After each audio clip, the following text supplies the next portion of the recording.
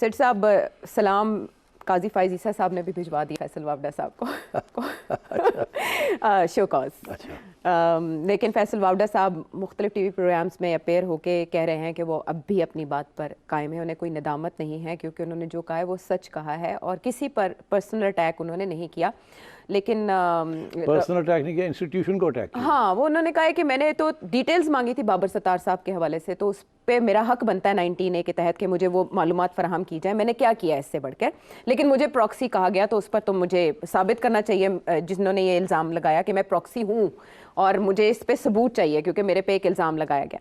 इसके अलावा उन्होंने कहा कि रऊफ़ हसन साहब और दीगर नामवर शख्सियात टाउट कह के मुखातिब करते रहे हैं जज साहिबान को, चीफ जस्टिस साहिबान को, लेकिन उस पर सो मोटो नहीं हुआ और मुझे बुला लिया गया है। ये नज़र करम मुझ पर क्यों हुई? और बाकी लोगों ने भी प्रेस कॉन्फ्रेंस की है, उन्हें भी आप बुलाएं। तो सिर्फ फैसल वावडा साहब नहीं, मुस्तफ़ा कमाल साहब को भी एक शो कॉज कर दिया गया है। तो सवाल ये है कि समाअत हो गई है 5 जून तक मुलतवी, ट्रांसक्रिप्ट आएगा और इन दोनों शख्सियात से जवाब तलब किया गया कि आपको क्या शिकायत है, आप आएँ अदालत के मुंह पर बताएं।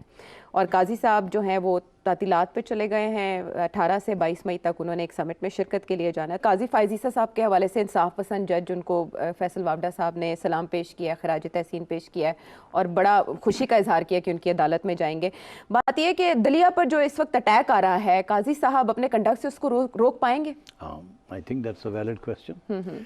अब बात यह जी कि अदलिया पे पहले तो नून लीग अटैक कर रही थी जी कि जजेस जो हैं वो सारे इमरान के हक में हैं या मेजॉरिटी इमरान के हक में है, और साकिब निसार से लेकर नवाज शरीफ के खिलाफ रहे हैं और डिस्क्वालीफाई भी किया जी, और 5 साल उन्होंने सजा भी भुगती। एक तरफ तो ये इल्ज़ाम था उन पे। अब जो नए इल्ज़ाम लग रहे हैं वो 2 किस्म के लग रहे हैं। एक तरफ तो PTI वाले जब उनके हक में फैसला नहीं आता तो वो गाली गलौज शुरू हो जाते हैं। जब ये फैसला आया है काजी साहब का जी, निशान वापस लेने वाला, निशान वापस लेने वाला, तो ठीक ठाक उन्होंने जी बहुत कुछ कैंपेन चली, हाँ, सोशल मीडिया पर। कंटेम्प्ट तो मेरा ख्याल बड़ा कमज़ोर लफ्ज़ है, उन्होंने तो गाली गलौज जी। अच्छा, अब कोई एक्शन नहीं लिया गया।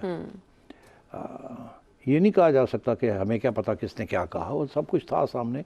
और जो क्राइम एजेंसीज़ हैं वो विदिन 24 आवर्स आपको बता सकती हैं कि ट्विटर के ऊपर किसने क्या कहा और उसको बुलाया जा सकता है। ऐसी तो कोई बात नहीं, छुपी हुई बात तो होती नहीं है कुछ। अब जजेस और इस्टेब्लिशमेंट की क्लैश आ रही है जी। और जो इस्टेब्लिशमेंट की, हमारे एक दोस्त हैं, उन्होंने कहा कि इस्टेब्लिशमेंट की B टीम जो है वो अब शुरू हो गई है जजेस के ख़िलाफ़, क्योंकि जजेस जो हैं वो फिर अपना बायस जो है वो इमरान खान साहब की तरफ दिखा रहे हैं। तो इसमें अब तलाल चौधरी भी कूद गए हैं, वो तो then he is not PTI, वो तो PMLN है। अच्छा, वो क्यों कूद गए हैं वो भी एक फिर सवाल खड़ा हो जाता है, मैं उसकी तरफ आऊँगा बाद में। तो एक्चुअली हकीकत ये है कि जुडिशरी की रेपुटेशन अच्छी नहीं है। बहुत से इसके रीज़न्स हैं, कुछ सियासी हैं, कुछ नॉन सियासी हैं। इस मुल्क में इंसाफ जुडिशरी ने नहीं दिया, आम आदमी को भी नहीं दिया और सियासतदानों को भी नहीं दिया, और बायस रहे हैं। और ये पहली दफ़ा है कि इस्टेब्लिशमेंट के ख़िलाफ़ अब वो खड़े होते जा रहे हैं और एजेंसियों के ख़िलाफ़। आम तौर पे वो यहाँ तक नहीं गए, मगर जुडिशरी की रेपुटेशन जो है वो बिल्कुल फ्रैंकली इट इज़ टेरेबल। किसी को एतमाद नहीं है जजेस में। इसीलिए ये मैं एक हकीकत बयान कर रहा हूँ। और मैं समझता हूँ कि इस वक्त जिस किस्म की रेपुटेशन उनकी हो चुकी है एज एन इंस्टीट्यूशन, ये नहीं कि किसी एक जज की है तो वो तो है, जजेस को भी आइडेंटिफाई किया जाता है कि फ़लाना जज जो है ये है ये। मगर ये आम जो बात चलती है कि जी अगर कोई आपका केस है तो वकील ना करें, जज कर लें, मतलब ये क्यों ऐसी बातें चलती हैं? इसीलिए चलती है ना कि एतमाद नहीं है। वो समझते हैं करप्शन जो है वो बिल्कुल जुडिशरी में भी उसी हद तक पहुँच चुकी है। अच्छा, अब इस माहौल के अंदर जहाँ इतनी पोलराइजेशन हो चुकी है और जुडिशरी बिल्कुल एक सियासी जमात की तरफ मेजॉरिटी, मैं बहुत दफ़ा कह चुका हूँ, झुक रही है, और उसके बहुत से एग्जांपल्स हैं उसी तरीके के साथ जिससे कि पहले यही judiciary, superior judiciary Nawaz Sharif के ख़िलाफ़ खड़ी थी। ठीक, अच्छा, उस वक्त भी जब इसके ख़िलाफ़ खड़ी थी तो उस वक्त इमरान खान साहब को प्लान था ना, प्रोजेक्ट इमरान खान। तो ये जो प्रो इमरान खान जुडिशरी है ये तो काफ़ी अरसे से अपना काम कर रही है। अब उसमें बड़ी इंटरेस्टिंग डेवलपमेंट ये है कि काजी साहब का रोल देख लें आप। काजी साहब लोग जो याद रखते हैं कि काजी साहब बड़े दलेर जज थे, इन्होंने एजेंसियों को टैकल किया फैज़ाबाद धरने के ऊपर, ऐसे ही है ना, और रेफरेंस भी फेस किया, और बहुत इनकी शोहरत हुई जी। मेरा ज़ाती तौर पे तो कोई काजी साहब से लंबा चौड़ा सलाम दुआ नहीं है। अच्छा। मुलाकात है, एक आध कॉन्फ्रेंस पे भी हम इकट्ठे थे, और बड़े नहायत शरीफ आदमी, अच्छे आदमी हैं। मगर मेरा इख्तलाफ इनके साथ उस वक़्त हुआ था जबकि इस्टेब्लिशमेंट के साथ ऐसे ये खड़े थे। कब? हाँ, लोगों को याद नहीं है, वो हुसैन हक़ानी साहब का केस था। ओहो, हाँ, या आई रिमेंबर, हाँ, memo gate, yes, memo gate में काजी साहब को अपॉइंट किया गया था, जी। उस वक्त वो उधर मंसूर एजाज साहब थे जिन्होंने इल्ज़ाम लगाए थे हुसैन हक़ानी के ऊपर, क्रॉस एग्जामिनेशन भी किया, सब कुछ किया, और काजी साहब बड़े उस वक्त आगे बढ़ के in the service of establishment ये लगे हुए थे करने, और मैं बड़ा हैरान था कि क्या हो गया है, काजी साहब इतने भी more loyal than the king क्यों हो गए। मगर मैं समझता हूँ कि वो उसका वजह एक थी कि ही इज़ अ पेट्रियट, मुहिबुल वतन है, बड़ा सख्त, तो उन्हें तकलीफ हुई होगी जब उन्होंने सुना कि ऐसी कोई बात हो रही है। जो उस वक्त इल्ज़ाम लगा था, आपको याद होगा, इल्ज़ाम ये था कि हुसैन हक़ानी साहब ने अमेरिकन एडमिनिस्ट्रेशन के साथ मिल के जरदारी साहब के कहने के ऊपर या इशारे के ऊपर डिस्टेबलाइज, उस वक्त की आर्मी लीडरशिप को डिस्टेबलाइज करने की कोशिश की थी। बड़ा संगीन इल्ज़ाम था। तो हो सकता है कि इनकी जो पेट्रियटिज़म थी, जो मुहिबुल वतनी का जो इजहार था, तो इसीलिए काजी साहब ने एग्री किया कि मैं इस ट्राइब्यूनल या इस कोर्ट को करूँगा। तो मैंने तो बेनिफिट ऑफ द डाउट दे दिया। इसी तरीके के साथ जब ये खड़े हो गए फैज़ाबाद वाली इशू के ऊपर, तो मैंने इनको फिर सलूट किया। अच्छा, अब सूरत हाल ये हुई कि इनका जो आप समझे कि डाउनस्लाइड जो आई, डाउनस्लाइड आई कि जब ये सिंबल वाली बात आई जी। अच्छा, ये सिंबल वाली बात भी उसी किस्म की बात थी जैसे इकामा था। इकामा भी टेक्निकल पॉइंट के ऊपर उड़ा दिया, सिंबल को भी टेक्निकल पॉइंट के ऊपर उड़ा दिया। अच्छा, लोग ये समझते थे कि वो जो जजेस थे जिन्होंने इकामा के ऊपर किया, वो तो 100% दे वर बायस्ड जजेस, एक साजिश के तहत सब कुछ हुआ। यहाँ कोई नहीं ये समझता था कि साजिश के तहत कुछ होगा इस इशू के ऊपर। अलबत्ता ये ज़रूर था कि एस्टैब्लिशमेंट का बड़ा प्रेशर होगा, था या नहीं मैं नहीं कहता, मगर होगा। तो इसलिए काजी साहब इस जजमेंट के बाद डिफेंसिव पे चले गए। अच्छा। अब उन्होंने जिसे कहते हैं ना टेक्स्ट फॉलो किया है, स्पिरिट नहीं फॉलो की कानून की।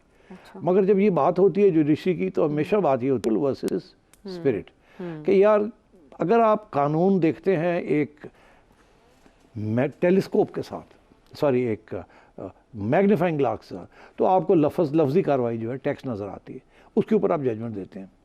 ठीक। और अगर आपने एनके पहनी हुई और दूर से देखते हैं कानून क्या है, तो फिर आप बड़ी लार्जर पिक्चर भी देखते हैं जिसके अंदर सिर्फ टेक्स्ट नहीं आता, एक बड़ी और भी चीज़ें बड़ी नज़र आती हैं। तो कुछ जजमेंट्स होती हैं आयशा जो कि टेक्स्ट के ऊपर होती है, कुछ जजमेंट्स होती हैं जो स्पिरिट के ऊपर होती है। कानून चाहता क्या था, इंसाफ होता कैसे, ठीक।